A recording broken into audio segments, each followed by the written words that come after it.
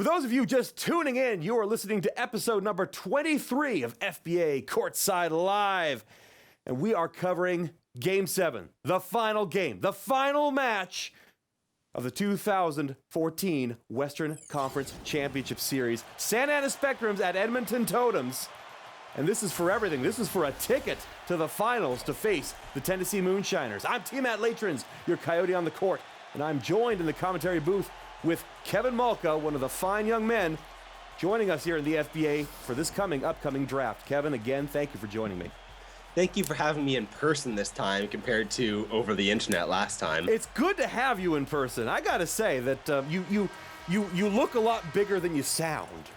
I get that a lot. I hope that chair is fitting you okay. Oh, it's a little bit snug, but you work with what you got. All right, fair enough. As long as you're comfortable enough in there, I do appreciate you joining me. Everybody lining up for the tip-off. This is going to be a huge game here right now. Everyone's ready, and this crowd is electric. Yeah, I have any idea. Prices were like twice as high for this match. There's the tip-off. Romanarin picks it up. That's Edmonton Totems will start off with the ball.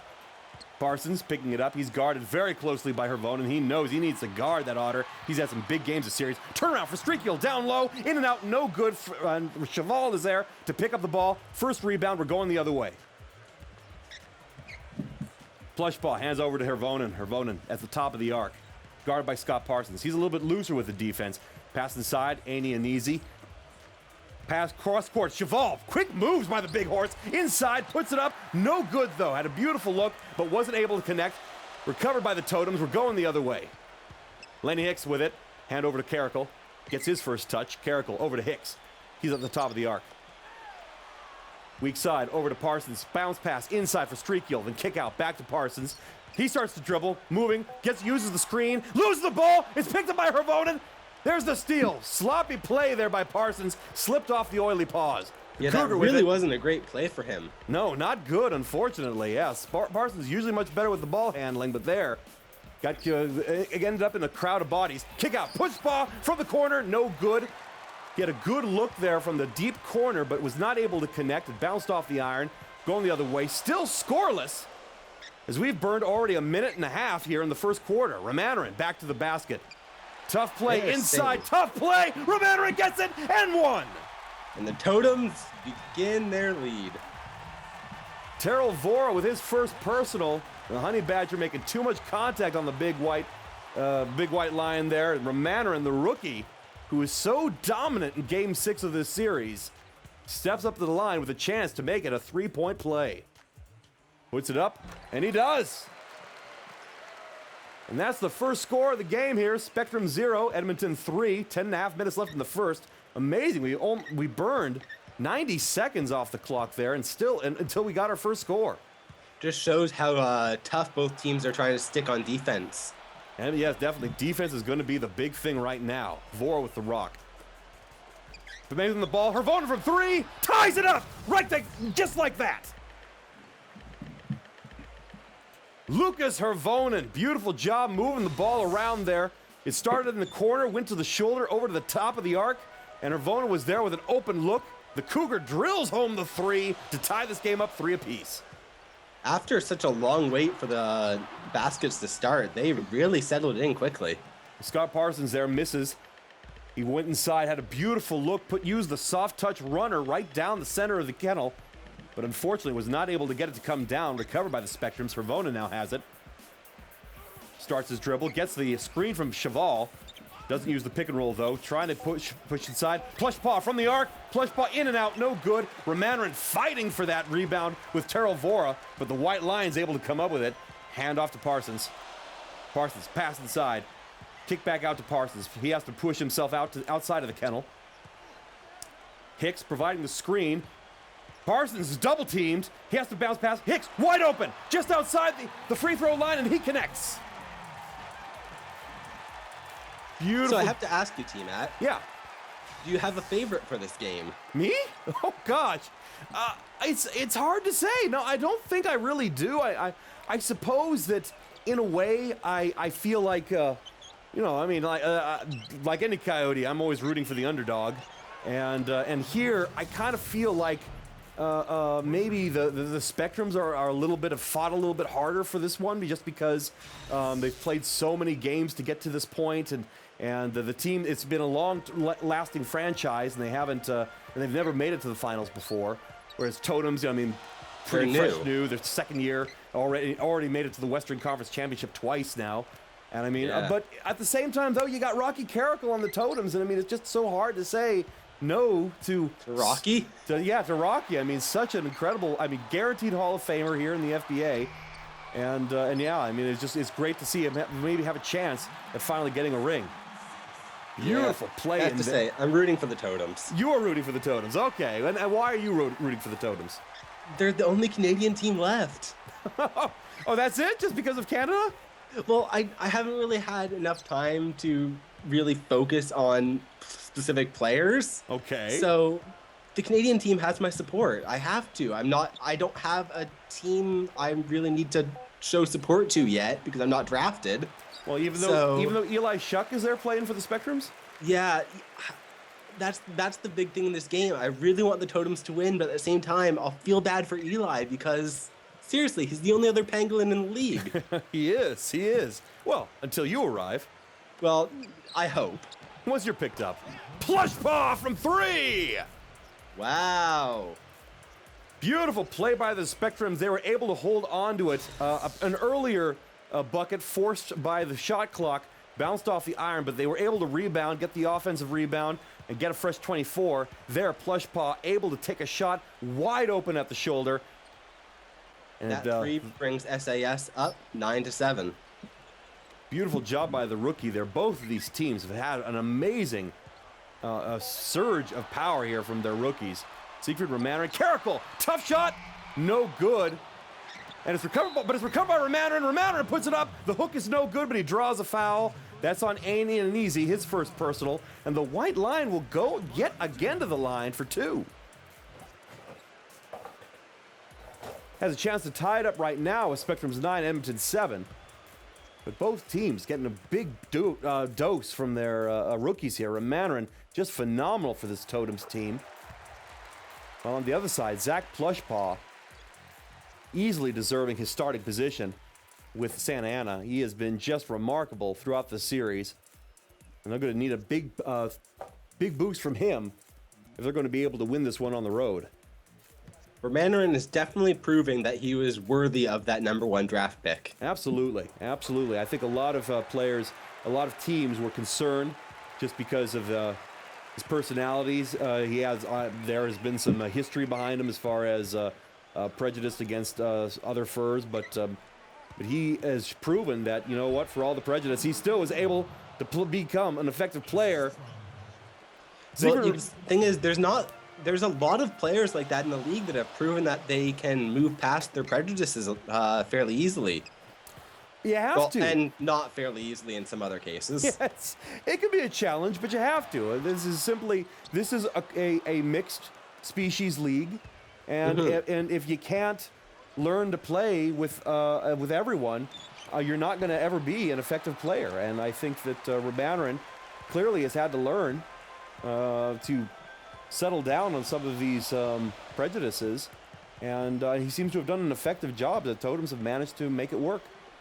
The biggest example of that would have to be Alphonse Norwich IV. Oh, very much. He played exceptionally well this season, even if the Kahunas didn't make the playoffs. Kahunas got such a boost from that rookie. Without a doubt, they were very fortunate to have him. You're right, the Kahunas didn't make it to the playoffs this year, didn't have a great record, but at the same time had nothing to do with the performance of Alphonse Norwich IV. He did an incredible job for that team. Great numbers, a great pickup, and absolutely, I got to admit that someone that wasn't on the top 24 and yet seriously did an incredible job boosting that team. He's really not as bad as people say. I met him in Hawaii, and admittedly, he probably wasn't happy to be at that photo shoot, but the press makes him out to be a lot worse than he is. Really? He was there? The Kahunas kind of forced him to come to the photo shoot. Well, yeah, I was about to say, I didn't make it out to Hawaii myself, but that's okay. Yeah, I have the photos with me here because I'm editing them before I toss them back. They're going to be used in a calendar that the Kahunas are going to sell for charity. Oh, well, excellent. That's wonderful. Yeah. Game's tied up again after Sigrid Romander was able to make yet another basket down low. Marvelous job. Makes it 11 points apiece. Totems with control of the ball after a few turnovers there. 5.5 minutes left on the clock. Parsons takes the inbound. 12 seconds on the shot clock. He's got the ball at the arc. Low dribble. He loses it, but then Sweetser is there to pick it up before the blue jerseys can pick it up. Sweetser's running out of time, though, from deep three. No good. Missed everything. It's a shot clock violation. We're going the other way. Sweetser forced into a very, very difficult shot there.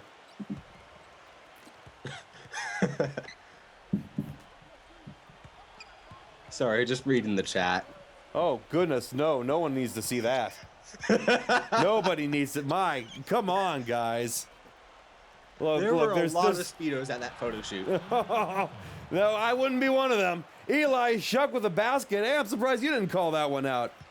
I missed it. I didn't even see him come out onto the court. How did I miss that? He came out after that last turnover there, and Eli Shuck's now out there and opens up with a terrific turnaround down under the basket. That puts Spectrums up by a bucket. Spectrums 13, Totems 11. Parsons with the rock. He's at the top of the arc. 4 seconds to shoot, though. At the free throw line. Misses it, though. But picked up by Songhua. Kicks it out to Frola. They got a fresh 24 after that. Jared, he was phenomenal 2 games ago. Pass inside. Songhua back to the basket. The big Foo Dog turnaround. Puts it up. No good. And this time Crosby Sutters is somehow able to come up with a rebound against the giant Foo Dog. Kick out to Hervonen. Works his way in the woods. Pushes in a bit. Cross court. Plush paw now with the rock. Back to Hervonen. Hervonen from 3. No good this time. That was the same spot he hit his last 3-pointer. But this time not able to connect. Rebounded by the Totems. Parsons with it. He takes it up court.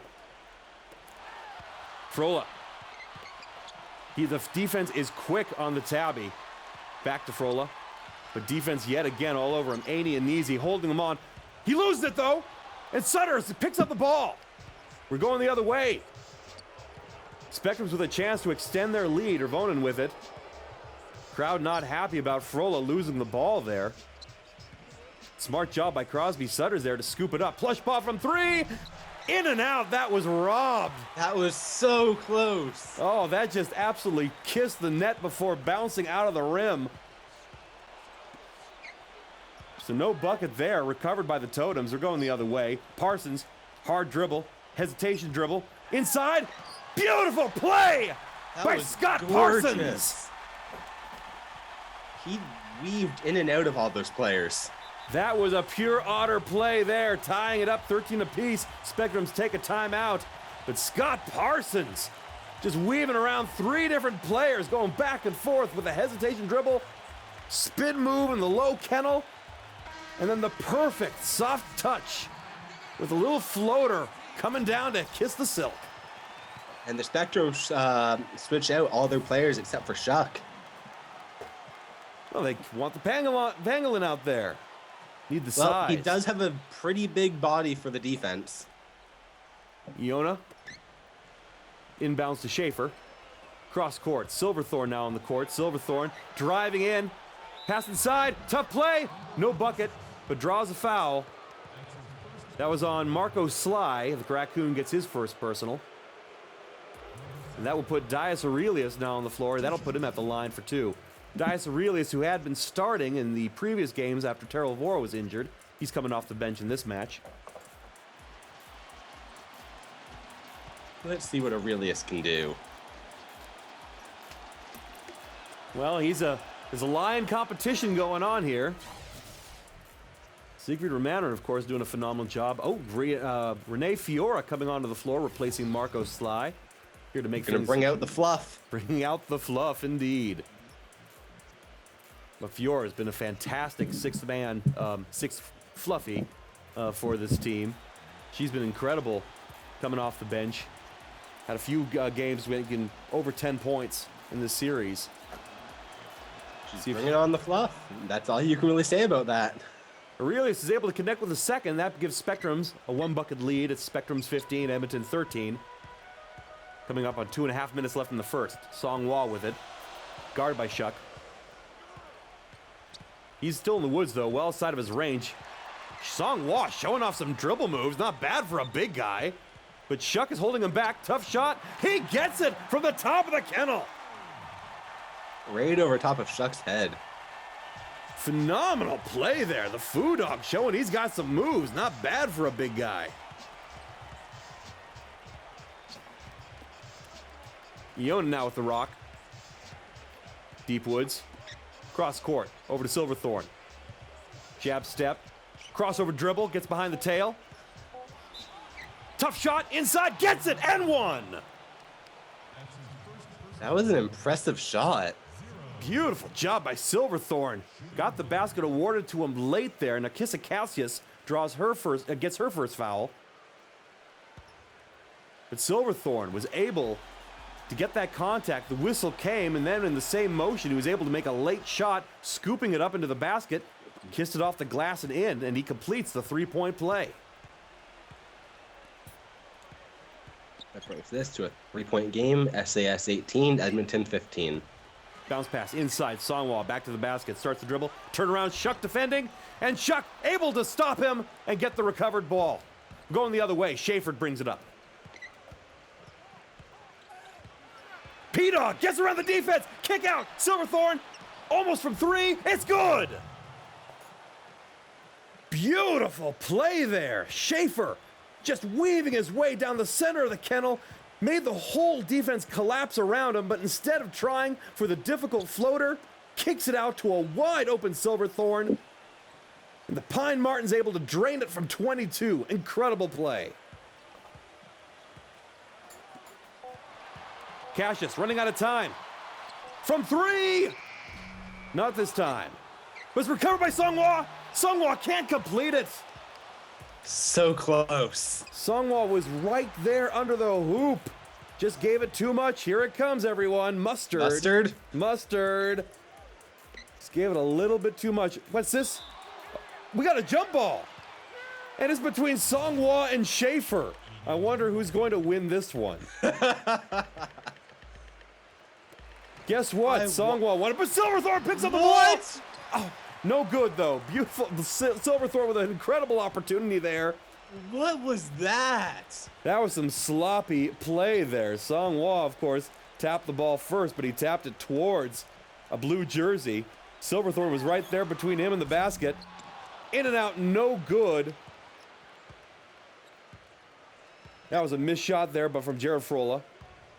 We're going the other way. It's still a 5-point game. Shot clock turned off. 12 seconds left in the first. Schaefer wants to isolate. Fancy pass over to Inoa. From three! No good. Recovered by Sweetser. He's got 5 seconds to make a play. Running his way up. From deep three! No good. Oh! So close.